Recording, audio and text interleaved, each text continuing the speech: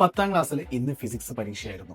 ഇതിന്റെ യഥാർത്ഥ ഫീഡ്ബാക്ക് പറയുകയാണെങ്കിൽ എളുപ്പവുമല്ല, കടുപ്പവുമല്ല, എന്നാൽ കുഴപ്പവുമില്ല എന്ന് തന്നെ പറയാം. അതായത് ഒരു ആവറേജ് എക്സാം ആയിരുന്നു.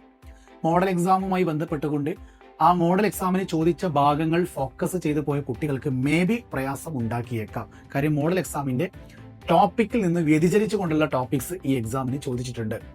അപ്പോൾ സ്വാഭാവികമായിട്ടും ഫിസിക്സ് പരീക്ഷ ഫുൾ A+ ആഗ്രഹിക്കുന്ന ഒരു കുട്ടിക്ക് മേ ബി ഒരു ടെൻഷൻ തോന്നിയേക്കാം. എൻ്റെ ഫുൾ A+ൽ ഒരു A+ നഷ്ടപ്പെടുമോ എന്നൊരു ചിന്താഗതി ഫിസിക്സ് പരീക്ഷയിൽ കുട്ടികൾക്ക് ഉണ്ടാകാനുള്ള സാധ്യത വളരെ കൂടുതലാണ്. ഒരിക്കലും ടെൻഷൻ അടിക്കേണ്ട, ഒരു പക്ക ആശ്വാസകരമായ ഒരു വാർത്ത എനിക്ക് നിങ്ങളോട് ഷെയർ ചെയ്യാനുണ്ട്.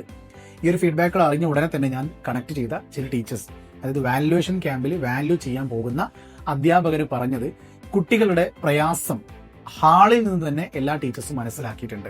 കുട്ടികൾക്ക് ഈ പരീക്ഷ എളുപ്പമല്ല എന്നുള്ളത് ഹാളിൽ നിന്ന് തന്നെ എന്ത് ചെയ്തിട്ടുണ്ട്, പരീക്ഷാ ഹാളിൽ നിന്ന് മിക്ക ഫിസിക്സ് അധ്യാപകരും മനസ്സിലാക്കിയിട്ടുണ്ട്. അതുകൊണ്ട് തന്നെ ആൻസർ പേപ്പറിൽ എന്താണ് അവർ എഴുതിയത് അതിന് കൃത്യമായുള്ള മാർക്ക് അവർക്ക് ലഭിച്ചിരിക്കും. മാർക്ക് കുറയ്ക്കുന്ന ഒരു പരിപാടി ഉണ്ടാവുകയില്ല.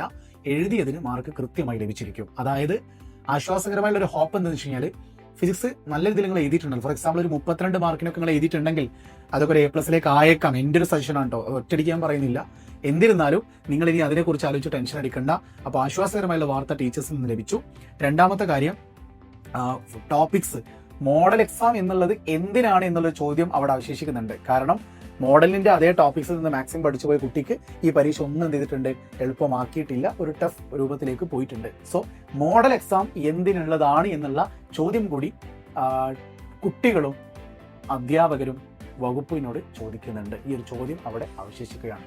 എന്തിനായിരിക്കും ഈ മോഡൽ എക്സാം?